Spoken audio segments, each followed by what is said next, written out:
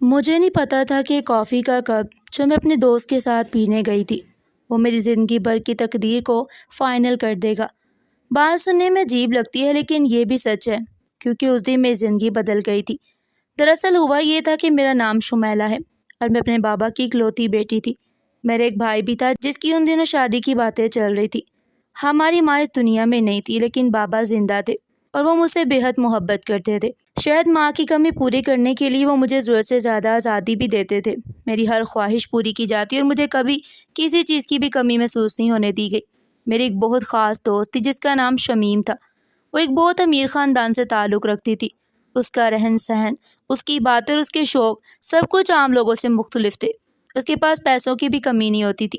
وہ میری سب سے اچھی دوست تھی اور اکثر ہم دونوں ایک ساتھ گھومنے پھرنے جایا کرتے تھے۔ ایک دن اس نے مجھے فون کیا اور بڑے جوش سے کہنے لگی، یہاں غیر ملکی برانڈ آیا ہے، وہاں کا کیفے بہت مشہور ہو رہا ہے، چلو وہاں کافی پینے چلتے ہیں، لیکن اچھی طرح تیار ہو کر آنا۔ میں نے ہنستے ہوئے کہا کہ ٹھیک ہے۔ اس دن میں نے خاص طور پر تیاری کی، اچھے کپڑے پہنے، خود کو آئینے میں کئی بار دیکھا۔ پھر میں شمیم کے ساتھ اس نئے کیفے پہنچ گئی۔ وہ جگہ واقعی بہت ہی خوبصورت تھی۔ شیشے کی بڑی بڑی دیواریں تھی، ہلکی موسیقی چل رہی تھی، کافی کی خوشبو پورے ہال میں پھیلی ہوئی تھی۔ لوگ اپنے اپنے دوستوں اور خاندان والوں کے ساتھ بیٹھے ہوئے تھے۔ ہم بھی ایک میز پر جا کر بیٹھ کے اور کافی کا آرڈر دے دیا۔ میں کبھی اس کی طرف دیکھتی اور کبھی شمیم سے باتیں کرتی رہی۔ اچانک میری نظر سامنے گئی، وہاں ایک لڑکا بیٹھا ہوا تھا۔ پہلے تو میں نے زیادہ توجہ نہیں دی، لیکن چند لمحوں بعد محسوس ہوا کہ وہ مسلسل میری ہی طرف دیکھ رہا ہے۔ میں نے نظریں ہٹا لی، لیکن جب دوبارہ دیکھا تو وہ ابھی مجھے ہی دیکھ رہا تھا۔ میں نے بیزاری سے شمیم سے کہا کہ وہ لڑکا مجھے دیکھ رہا ہے۔ شمیم نے لاپرواہی سے صرف دیکھے بغیر کہا، تمہیں غلط فہمی ہو رہی ہوگی، وہ تمہیں نہیں دیکھ رہا ہوگا۔ میں نے فوراً جواب دیا، نہیں میں جانتی ہوں، وہ مجھے ہی دیکھ رہا ہے۔ اس بار شمیم نے نظر اس طرف کی۔ جیسے ہی اس نے دیکھا تو اس لڑکے نے ہلکا سا ہاتھ اٹھا کے میری طرف اشارہ کر دیا۔ شمیم فوراً ہنس پڑی، ارے ہاں یہ تو واقعی تمہیں ہی دیکھ رہا ہے، لگتا ہے تمہارا دیوانہ ہو گیا۔ میں نے منہ بنایا اور کہا، بھاڑ میں جائے، مجھے کیا کرنا ہے۔ ہم دوبارہ اپنی باتوں میں مصروف ہو گئے، لیکن کچھ دیر بعد ایک اور لڑکا اپنی جگہ سے اٹھا اور سیدھا ہمارے پاس آ گیا۔ وہ نہایت ہی مہذب انداز میں کھڑا ہوا اور بولا، مجھے معاف کیجیے گا۔ میں نے حیرانی سے اس کی طرف دیکھا اور کہا، کیا مطلب، آپ مجھ سے معافی کیوں مانگ رہے ہیں؟ اس نے ایک لمحے کے لیے سامنے بیٹھے لڑکے کی طرف دیکھا اور پھر بولا، وہ جو سامنے بیٹھا ہے نا، اس کا نام عمر ہے، اس نے میرے ساتھ شرط لگائی ہے کہ وہ آپ کو اپنی گرل فرینڈ بنا لے گا۔ یہ سنتے میرا چہرہ غصے سے سرخ ہو گیا۔ وہ لڑکا مزید بولا، میں اپنی حرکتوں میں شامل نہیں ہونا چاہتا کیونکہ میں خود کو برا انسان نہیں سمجھتا، لیکن میں نے سوچا کہ آپ کو حقیقت بتا دوں۔ اس نے میرے ساتھ 15,000 کی شرط لگائی ہے۔ اس وقت مجھے یوں لگا جیسے میرے اندر آگ بھڑک اٹھی ہو۔ میں فوراً اپنی کرسی سے اٹھی اور تیز قدموں سے اس لڑکے عمر کے پاس جا پہنچی۔ وہ آرام سے بیٹھا ہوا تھا۔ میں نے غصے میں کہا، تمہیں شرم نہیں آتی یہ سب کرتے ہوئے؟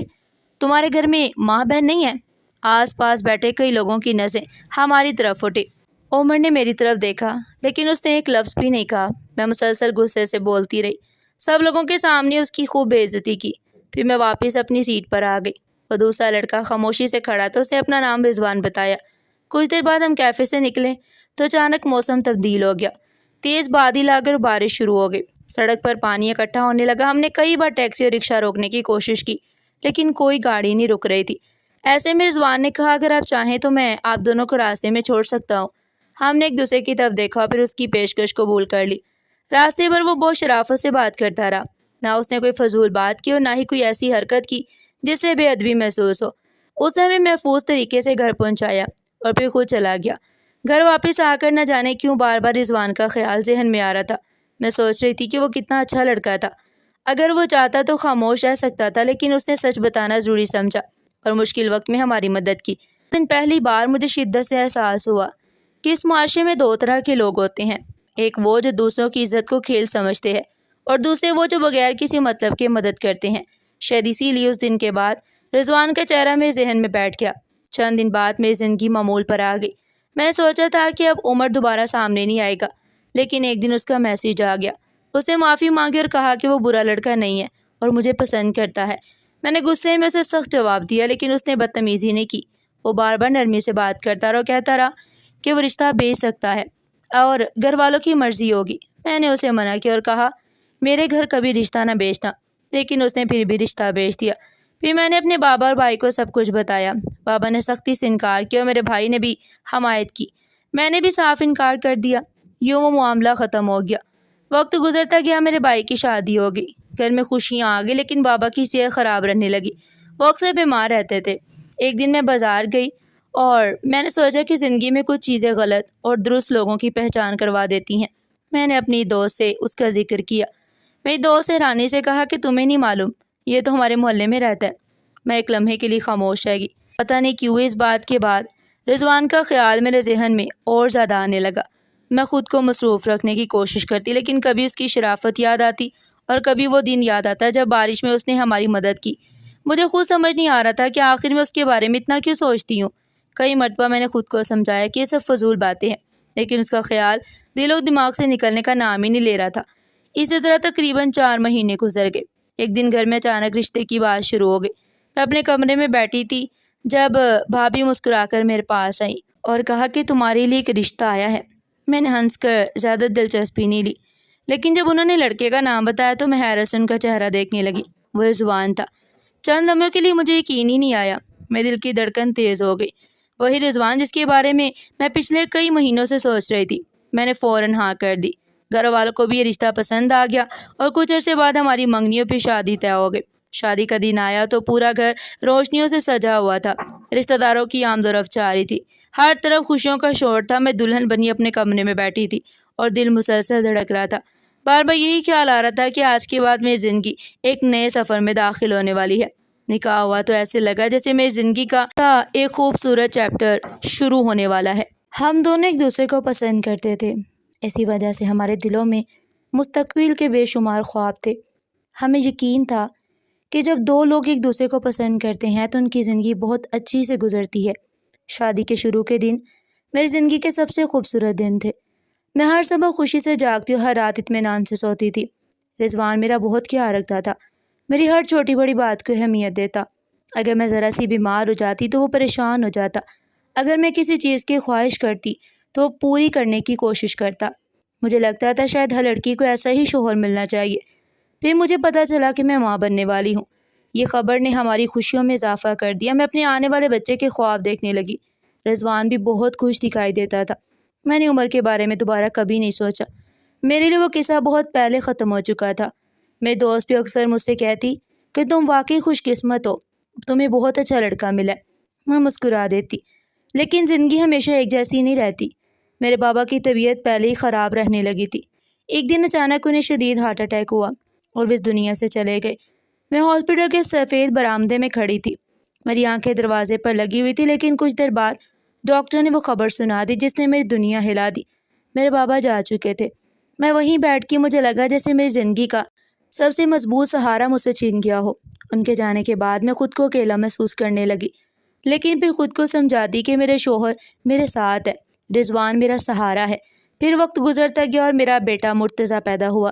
جب میں نے اسے پہلی بار گود میں لیا تو میری آنکھوں سے خوشی کے آنسو نکل آئے۔ وہ بہت ہی خوبصورت تھا۔ اس کی معصوم شکل دیکھ کر میری ساری تھکن ختم ہو جاتی تھی، لیکن اسی دوران مجھے رضوان کے رویے میں تبدیلی محسوس ہونے لگی۔ پہلے وہ ہر وقت میرے آس پاس رہتا، اب وہ اکثر غائب رہتا۔ شروع میں نے خود کو سمجھایا کہ شاید کام کا دباؤ ہوگا، لیکن دل میں بے چینی بڑھتی ہی گئی۔ ایک دن میں کمرے میں بیٹھی تھی کہ اچانک میری نظر اس کے موبائل پر پڑی۔ اس وقت وہ باہر گیا ہوا تھا۔ اسکرین پر ایک میسیج آیا تھا۔ رضوان نے لکھا تھا، میں 10 منٹ میں شہباز کیفے پہنچ رہا ہوں۔ یہ دیکھ کر میرے دل میں شک پیدا ہوا۔ جب رضوان گھر سے نکلا تو میں نے خاموشی سے اس کا پیچھا کیا۔ میں ایک رکشے میں بیٹھ گئی۔ میرا دل زور زور سے دھڑک رہا تھا۔ میں دعا کر رہی تھی کہ میرا شک غلط ثابت ہو، لیکن جب میں شہباز کیفے پہنچی تو میری سانسیں رکنے لگی۔ رضوان ایک میز پر بیٹھا تھا، اس کے سامنے 2 لڑکیاں کھڑی تھیں اور میز پر کافی کے کپ رکھے ہوئے تھے۔ اس رات جب وہ واپس آیا، آتے ہی وہ کپڑے بدلنے لگا۔ میں نے لڑکی کے بارے میں پوچھا، وہ رکا۔ اس نے مجھے کہا، تم نے میری نگرانی کی؟ میں نے ہاں کہا۔ اس نے جاسوسی کا الزام لگایا۔ پھر اس نے غصے میں مجھے تھپڑ مارا۔ میں حیرت سے دیکھتی رہی۔ میری آنکھوں کے سامنے اندھیرا چھا گیا۔ میں اسے پہچان نہ سکی۔ وہ غصے میں بولا، تمہیں شرم نہیں آتی میری اجازت کے بغیر نگرانی کرتے ہوئے؟ میں روتی رہی اور کھڑی رہی۔ وہ مسلسل بولتا رہا، کہنے لگا، تم نے میری توہین کی ہے۔ میں روتی کھڑی تھی۔ وہ سخت لہجے میں کہنے لگا کہ آئندہ یہ سب نہ ہو۔ میرا بچہ گود میں سو رہا تھا، وہی میرا سہارا تھا۔ اس کے بعد اس کا رویہ مزید سخت ہو گیا۔ وہ بدتمیز ہو گیا، ہر بات پر جھگڑا اس کی عادت بن گئی۔ چیختا رہتا، چلاتا رہتا، میں خاموش رہتی۔ وہ مجھے نیچا دکھانے کی کوشش کرتا رہتا تھا۔ سب سے زیادہ تکلیف مجھے اس بات کی ہوتی کہ وہ میری عزت نہیں کرتا۔ میں راتوں کو سوچتی تھی کہ وہ شخص مجھے روز توڑ رہا تھا۔ ایک دن میری دوست آئی، میں پریشان تھی۔ اس نے میرا ہاتھ پکڑا، میں نے اسے سب بتا دیا، رضوان کی بدتمیزیاں، اس کی بے وفائی، سب کچھ۔ میری دوست خاموشی سے سنتی رہی، پھر اس نے کہا تم جذباتی ہو گئی ہو۔ اس نے کہا شاید تمہیں غلط فہمی ہو گئی ہوگی۔ میں خاموش ہو گئی۔ ذہن میں خیالات آئے کہ میں غلط ہوں۔ میں نے اسے دیکھا، میرا شک بڑھ گیا۔ کشمکش میں رہی، ہر بار وہ مجھے قصوروار ٹھہراتا۔ میں تھک گئی تھی، میرا حوصلہ ختم ہو گیا تھا۔ دل میں کہتی کہ یا اللہ تو انصاف کرے گا۔ وقت ایسے ہی گزرتا گیا۔ ایک دن فون پر کال آئی، رضوان کا حادثہ ہو گیا۔ میرے ہاتھ کانپنے لگے۔ میں جب وہاں پہنچی تو سب کچھ ختم ہو چکا تھا۔ رضوان چلا گیا۔ اس کی تدفین کے بعد حقیقت سامنے آئی۔ اس نے گھر والوں پر قرض چھوڑا، زندگی نے سب کچھ ختم کر دیا۔ میرے بابا چلے گئے، سکون، اعتماد، شوہر، گھر، میرے پاس کچھ بھی نہیں بچا۔ صرف بیٹا مرتضیٰ گود میں کھیل رہا تھا۔ میں بھائی کے گھر گئی، نیا امتحان شروع ہونے والا تھا۔ میں نے بیٹے کو سینے سے لگایا، اندر خاموشی سے داخل ہوئی۔ کمرے میں بیٹھے میں مرتضیٰ کو سلانے کی کوشش کر رہی تھی کہ اچانک بھائی اور بھابھی کی آوازیں آنے لگی۔ ان کے کمرے کا دروازہ مکمل بند نہیں تھا۔ میں نے ہلکی سی کوشش سے ان کی باتیں سنی۔ بھابھی غصے میں کہہ رہی تھی یہ مصیبت اپنا بچہ اٹھا کر یہاں آ گئی۔ میں خاموش بیٹھی سنتی رہی۔ بھائی نے جواب دیا یہاں نہیں آئے گی تو کہاں جائے گی؟ ایک لمحے کے لیے مجھے لگا شاید بھائی میرے حق میں ہے، لیکن اچانک انہوں نے کہا اب آ ہی گئی ہے تو اس کا پورا فائدہ اٹھاؤ۔ بھابھی نے حیرت سے پوچھا وہ کیسے؟ تو بھائی اندر سے کہنے لگے اسے گھر کے کام کراؤ، نوکرانی کو فارغ کر دیا ہے، تمہارے سارے کام بھی ہو جائیں گے۔ ان دنوں میں نے جو کپڑے اور سامان لیا تھا وہ بھی اسی سے نکلوا لیں گے۔ بھابھی کی خوشی آواز سے محسوس ہو رہی تھی، اور میں دیوار کے ساتھ بیٹھی یہ سب سرگوشیاں سن رہی تھی۔ مجھے یقین نہیں آ رہا تھا کہ میرا اپنا بھائی تھا، وہی بھائی جو کبھی میرے لیے سب سے لڑ جاتا تھا۔ اسی دن سے میری زندگی کا ایک اور مشکل دور شروع ہو گیا۔ بھابھی نے گھر کی نوکرانی کو فارغ کر دیا۔ صبح سب سے پہلے مجھے اٹھایا جاتا، پھر ناشتے کی تیاری، برتن دھونا، کپڑے دھونا، گھر کی صفائی، کھانا بنانا، اور ایون کہ نہ جانے کتنے کام پورا دن کام کرتے ہی گزر جاتا۔ ادھر میرا ننھا مرتضیٰ روتا رہتا۔ کئی بار میں کام چھوڑ کر اس کی طرف جانا چاہتی تو بھابھی ڈانٹ دیتی۔ وہ کہتی بچے روتے ہی رہتے ہیں، ایسے ہی بڑے ہوتے ہیں۔ میں بے بسی سے اپنے بیٹے کو دیکھتی رہ جاتی۔ وہ معصوم اپنے چھوٹے چھوٹے ہاتھ ہلاتا اور روتا رہتا۔ کبھی میں برتن دھو رہی ہوتی، کبھی کپڑے نچوڑ رہی ہوتی، کبھی فرش صاف کر رہی ہوتی، اور میرا بچہ ایک طرف پڑا روتا رہتا۔ بھابھی یہ بھی برداشت نہیں کرتی تھی کہ میں چند لمحے اسے گود میں لے لوں۔ جب موقع ملتا تو میں اسے سینے سے لگا لیتی، وہ فوراً مجھ سے چمٹ جاتا۔ اس وقت میرا دل ٹوٹ جاتا۔ مجھے لگتا ہے جیسے میں اس کی مجرم ہوں، جیسے میں اس کا حق ادا نہیں کر پا رہی ہوں۔ پھر ایک اور مسئلہ شروع ہو گیا، اس کی خوراک کا انتظام۔ میرے پاس کوئی آمدنی نہیں تھی، ہر چیز کے لیے بھائی یا بھابھی کی طرف دیکھنا پڑتا۔ کبھی بھابھی دودھ کا ڈبہ لا دیتی، کبھی کہہ دیتی ابھی پیسے نہیں ہیں۔ نتیجتاً کبھی مجھے مجبوراً دوسرا دودھ دینا پڑتا، اور پھر مرتضیٰ کا پیٹ خراب ہو جاتا۔ وہ پوری رات روتا رہتا۔ میں اس کے پاس بیٹھی رہتی، اس کے ماتھے پر ہاتھ رکھتی اور خاموشی سے آنسو بہاتی رہتی۔ میری زندگی عجیب حالت میں آ گئی تھی، ایک طرف بیٹے کی فکر، دوسری طرف اپنی بے بسی۔ ایسے وقت میں مجھے میرے بابا بہت یاد آتے۔ میں اکثر رات کو جاگتے ہوئے سوچتی اگر آج بابا زندہ ہوتے تو کیا میری یہ حالت ہوتی؟ وہ تو مجھے ایک لمحے کے لیے بھی پریشان نہیں دیکھ سکتے تھے۔ پھر کبھی کبھی رضوان بھی یاد آ جاتا۔ وہ جیسا بھی تھا لیکن اس نے کبھی گھر میں کھانے پینے اور ضرورت کی چیزوں کی کمی نہیں آنے دی تھی، اور اب میری حالت یہ تھی کہ میں بنیادی ضرورتوں کے لیے بھی محتاج ہو گئی تھی۔ پہلے بابا گئے، پھر شوہر کی بے وفائی سامنے آئی، پھر وہ بھی دنیا سے چلا گیا، اور اب میں اپنے ہی بھائی کے گھر میں ایک محتاج عورت بن چکی تھی۔ لیکن شاید ابھی آزمائشیں ختم نہیں ہوئی تھی۔ بھابھی اکثر مجھے تانے دیتی، وہ کہتی بدکردار لوگ ہی ایسے ہوتے ہیں، تبھی تو تیرا شوہر بھی تنگ آ گیا ہوگا۔ پھر کبھی کہتی تیری قسمت ہی خراب ہے، ساری زندگی میرے گھر بیٹھی رہے گی۔ میں خاموش رہتی، صرف اس لیے کہ گھر نہ ٹوٹے، صرف اس لیے کہ میرے پاس جانے کی کوئی جگہ نہیں تھی۔ لیکن میری خاموشی کو وہ میری کمزوری سمجھتے۔ پھر ان کی بدتمیزیاں بڑھتی گئیں، کبھی دھتکارتی، کبھی بازو پکڑ کر جھٹک دیتی، کبھی گھنٹوں مجھے کھانا نہ دیتی۔ میں بھوکی رہتی، پھر بھی کام کرتی رہتی۔ کئی بار ایسا ہوا کہ میں رات کو اپنے بیٹے کو سلانے کے بعد خود بھوک کی وجہ سے سو جاتی، لیکن کسی کو بھی میری پرواہ نہیں تھی۔ میں اندر ہی اندر جلتی رہتی، دل میں ہزاروں سوال اٹھتے کہ آخر میرا قصور کیا تھا۔ میں ہر رات اللہ سے دعا کرتی، اپنے لیے نہیں، اپنے بیٹے کے لیے، کہ اسے وہ زندگی نہ ملے جو میری ہے۔ لیکن دل میں ایک سوال آتا کہ اب میری مدد کون کرے گا؟ میرا اپنا کون ہے؟ بابا نہیں رہے، شوہر نہیں رہا، بھائی بدل گیا اور اب باقی سب صرف تماشائی تھے۔ ایک دن کچھ رشتہ دار آئے ہوئے تھے۔ باتوں باتوں میں کسی نے کہا کہ جوان جہان ہے ابھی، اس کی دوسری شادی کر دینی چاہیے۔ میں خاموش بیٹھی رہی، لیکن بھابھی فوراً بول پڑی، اس کی شادی کبھی نہیں ہونے دوں گی، یہ ساری زندگی میرے گھر کی نوکرانی بن کر رہے گی۔ اس کی بات پر میرے کمرے میں خاموشی چھا گئی اور میں سر جھکائے بیٹھی رہی۔ اس لمحے مجھے محسوس ہوا کہ میری زندگی ایک ایسے اندھیرے میں جا چکی ہے جہاں کوئی راستہ نظر نہیں آ رہا تھا، لیکن مجھے یہ نہیں معلوم تھا کہ قسمت ابھی میرے لیے ایک اور موڑ لے کر آنے والی ہے۔ ایک دن حالات یہاں تک پہنچ گئے کہ میرے بیٹے کا دودھ بالکل ختم ہو گیا۔ میں پہلے ہی بڑی احتیاط سے دودھ استعمال کر رہی تھی۔ بھابھی جب بھی ایک ڈبہ لاتی تھی تو میں اسے پانی ملا کر چلاتی تھی تاکہ زیادہ دن چل سکے، لیکن اس دن ڈبہ بھی خالی تھا۔ مرتضیٰ مسلسل روئے جا رہا تھا، اس کا چہرہ سرخ ہو چکا تھا، وہ بار بار ہاتھ پاؤں ہلا رہا تھا۔ میں نے اسے سینے سے لگایا، پیار کیا، چپ کرانے کی کوشش کی، لیکن بو کسی بہلانے سے ختم نہیں ہوتے۔ آخر میں ہمت کر کے بھابھی کے پاس گئی، وہ صوفے پر بیٹھی موبائل استعمال کر رہی تھی۔ میں نے ایسے سے کہا، بھابھی مجھے تھوڑے پیسے دے دیں، مجھے مرتضیٰ کے لیے دودھ لینا ہے۔ انہوں نے غصے سے میری طرف دیکھا، پھر بولی، دفع ہو جا یہاں سے، میں تنگ آ گئی ہوں تیرے بچے کے پیچھے بھاگ بھاگ کر۔ ان کی بات سن کر میری آنکھوں میں آنسو آ گئے۔ میں نے کہا، میں بھی تو آپ کے گھر کا سارا کام کرتی ہوں، بدلے میں آپ مجھے ایک ڈبہ دودھ بھی نہیں دیتی۔ میری بات سنتے ہی وہ اچانک کھڑی ہو گئی اور چیخ کر بولی، اب تو حساب لینے لگی ہے، احسان فراموش عورت، ہم نے تیرے لیے کیا کچھ نہیں کیا اور تو ہمیں ہی سنانے لگی ہے۔ پھر وہ مجھے مسلسل برا بھلا کہتی رہی۔ میں خاموش کھڑی سنتی رہی، میرے پاس جواب دینے کی بھی ہمت نہیں تھی۔ اچانک اس نے مجھے زور سے دھکا دیا، میں توازن نہ رکھ سکی اور ایک طرف جا کر بیٹھ گئی۔ میرے ہاتھ سے مرتضیٰ پھسل گیا، میں نے فوراً اسے سینے سے لگا لیا۔ وہ پہلے ہی رو رہا تھا، اب میرے آنسو بھی بہنے لگے۔ یہ پہلی بار نہیں ہوا تھا، وہ اکثر کہتی تھی گھر سے نکل جاؤ، لیکن میں کہاں جاتی، میرے پاس نہ گھر تھا، نہ پیسے، نہ کوئی سہارا۔ میں نے روتے ہوئے کہا، بھائی کو اٹھا دو، بات کرنا چاہتی ہوں۔ بھابھی نے فوراً جواب دیا، کوئی ضرورت نہیں ہے میرے شوہر کو جگانے کی، وہ بھی سو رہا ہے۔ میں خاموش ہو گئی۔ شام ہو چکی تھی، کمرے میں ہلکا سا اندھیرا پھیلنے لگا۔ مرتضیٰ بھوک سے بلک رہا تھا، میں بے بسی سے اس کا چہرہ دیکھ رہی تھی، جیسے دنیا ختم۔ پھر میرے ذہن میں میرے دوست کا خیال آیا، وہ میری آخری امید کی کرن تھی۔ میں جلدی کمرے میں گئی، فون اٹھایا، ہاتھ کانپ رہے تھے، آنکھوں سے آنسو مسلسل بہتے جا رہے تھے۔ میں نے مشکل سے میسیج لکھا، میرا بچہ بھوک سے رو رہا ہے، براہ کرم کوئی مدد بھیج دو۔ میسیج بھیج کر فون رکھ دیا، پھر میں فرش پر بیٹھ گئی۔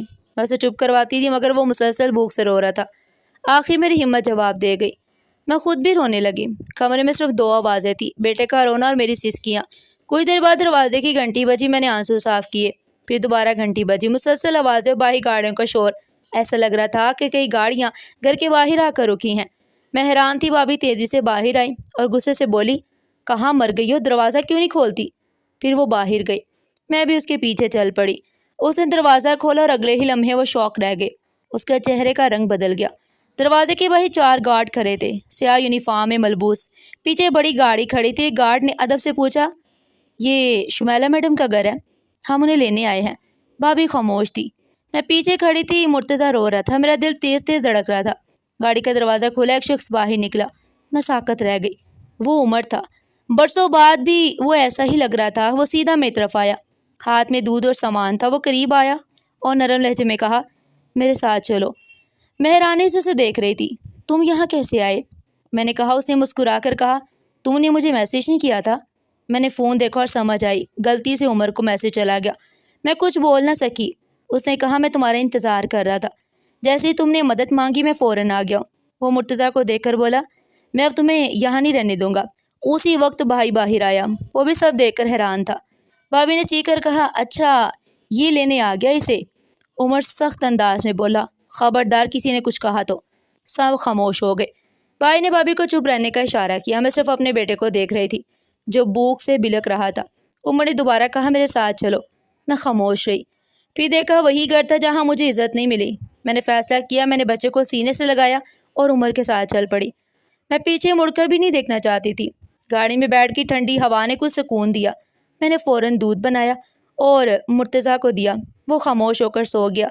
میں اسے سینے سے لگائے بیٹھی رہی۔ کچھ دیر بعد گاڑی ایک بڑے گیٹ پر رکی، اندر ایک بڑا گھر تھا۔ میں حیرت سے دیکھ رہی تھی۔ عمر نے دروازہ کھولا اور میں اتری۔ پھر اس نے نوکرانی کو آواز دی اور نوکرانی نے کہا کہ میڈم جو بھی کہیں ان کی ہر بات سنیں ان کو جو چیز چاہیے فوراً مہیا کریں اور جا کر کھانے کا انتظام کریں۔ نوکرانی نے فوراً سر ہلا دیا، پھر وہ میرا سامان اٹھانے لگی۔ مجھے ایسا محسوس ہو رہا تھا جیسے میں خواب دیکھ رہی ہوں۔ چند گھنٹے پہلے میرا بچہ بھوک سے بلک رہا تھا اور اب ہمارے لیے سب کچھ موجود تھا۔ مجھے خوبصورت کمرہ دیا گیا۔ میں اندر داخل ہوئی تو نرم بستر دیکھ کر ہی میری آنکھیں بھر آئیں۔ میں نے مرتضیٰ کو بستر پر سلایا، پھر کئی مہینوں بعد سکون سے نہایا، صاف کپڑے پہنے، آئینے میں خود کو دیکھا تو مجھے اپنی حالت پر حیرت ہوئی۔ میں کتنی تھکی ہوئی ٹوٹی ہوئی تھی۔ کچھ دیر بعد کھانا کھایا۔ میں نے سکون سے بیٹھ کر کھانا کھایا۔ میرے بیٹے کو بھی نوکرانی نے سنبھال لیا تھا۔ پہلی بار مجھے چند لمحوں کے لیے سکون ملا۔ کھانا کھانے کے بعد میں بستر پر لیٹ گئی۔ میرا جسم جیسے برسوں سے آرام کا منتظر تھا۔ آنکھیں بند ہوتی مجھے محسوس ہوا کہ میری ساری تھکن ایک ساتھ ختم ہو رہی ہے۔ میرے بیٹے کا پیٹ بھرا ہوا تھا، وہ سکون سے سو رہا تھا۔ کمرے میں خاموشی تھی اور شاید بہت عرصے بعد میں زندگی میں بھی سکون تھا۔ مجھے پتہ ہی نہیں چلا کہ کب میری آنکھ لگ گئی اور میں گہری نیند میں چلی گئی۔ اس کے بعد کچھ ہی عرصے میں ہمارا نکاح ہو گیا اور میری زندگی کا ایک نیا باب شروع ہو گیا۔ عمر ایک اچھا شوہر ثابت ہوا۔ اس نے کبھی میرے ماضی کا طعنہ نہیں دیا اور نہ ہی مجھے کبھی احساس دلایا کہ میں پہلے سے شادی شدہ ہوں، بلکہ اس نے مجھے ہمیشہ عزت دی اور مرتضیٰ کو اپنے بیٹے کی طرح قبول کیا۔ کچھ ہی دنوں میں مرتضیٰ نے اسے بابا کہنا بھی شروع کر دیا اور عمر اسے بہت محبت کرتا تھا۔ وہ اسے گود میں اٹھاتا، اس کے ساتھ کھیلتا، اس کے لیے کھلونے لاتا اور اس کی ہر ضرورت پوری کرتا۔ گھر میں ملازمین تھے اور میری زندگی میں سکون آ گیا۔ میں اور عمر اکثر باہر جاتے، کبھی ہوٹل میں کھانا کھاتے، کبھی لمبی ڈرائیو پر جاتے اور کبھی بس بیٹھ کر باتیں کرتے رہتے۔ مجھے لگتا تھا جیسے زندگی نے مجھے دوبارہ جینے کا موقع دیا ہو۔ ایک دن ہم اسی طرح باہر جا رہے تھے۔ سڑک پر ٹریفک چل رہی تھی، میں کھڑکی سے باہر دیکھ رہی تھی۔ اچانک میری نظر ایک موٹر سائیکل پر پڑی۔ میں چونک گئی۔ وہ میرا بھائی اور بھابھی تھے۔ میں نے غور سے دیکھا، واقعی وہی تھے۔ وہ پرانی موٹر سائیکل پر تھے۔ ان کے کپڑے بھی پہلے جیسے نہیں تھے۔ میں نے عمر سے پوچھا تو اس نے بتایا کہ تمہارے بھائی نے کاروبار کے لیے قرض لیا تھا جو ناکام ہو گیا۔ قرض بڑھ گیا، گھر بھی چلا گیا، گاڑی بھی فروخت ہو گئی اور اب وہ کرائے کے گھر میں رہتے ہیں۔ میں خاموش ہو گئی۔ گاڑی جب ان کے قریب سے گزری تو انہوں نے بھی مجھے دیکھ لیا۔ بھائی کی نظریں مجھ سے ملی، پھر فوراً جھک گئی اور بھابھی نے بھی مجھے دیکھا۔ آج ان کے چہرے پر شرمندگی تھی۔ وہی عورت جو کبھی مجھے تانے دیتی تھی آج خاموش تھی۔ میں چاہتی تو بہت کچھ کہہ سکتی تھی، لیکن میں نے کچھ نہیں کہا، نہ کوئی تانا دیا، نہ کوئی شکایت کی۔ میں نے صرف انہیں دیکھا اور نظریں ہٹا لی، کیونکہ زندگی نے مجھے یہ سکھا دیا تھا کہ کبھی کبھی خاموشی ہی سب سے بڑا جواب ہوتی ہے۔ عمر نے میرا ہاتھ تھاما اور ہم آگے بڑھ گئے۔ آج میری زندگی میں سکون ہے۔ میرے پاس ایک اچھا شوہر ہے، ایک پیارا بیٹا ہے، عزت ہے، محبت ہے اور دل کا سکون ہے۔ اگر میں نے اپنی زندگی سے ایک بات سیکھی ہے تو وہ یہ ہے کہ انسان اکثر انتخاب میں غلطی کر جاتا ہے، لیکن اگر نیت صاف ہو اور صبر کیا جائے تو اللہ بہتر راستہ ضرور دکھاتا ہے۔ ناظرین، آپ کو ہماری آج کی کہانی کیسی لگی؟ کمنٹ سیکشن میں اپنی قیمتی رائے کا اظہار ضرور کیجیے گا، اور اس طرح کی مزید سبق آموز اور دلچسپ کہانیاں سننے کے لیے چینل کو سبسکرائب کریں، ویڈیو کو لائک کریں اور زیادہ سے زیادہ شیئر کریں۔ پھر ملتے ہیں ایسی ہی زبردست اور سبق آموز کہانی کے ساتھ۔ تب تک کے لیے اپنا بہت سارا خیال رکھیے گا۔ شکریہ۔ اللہ حافظ۔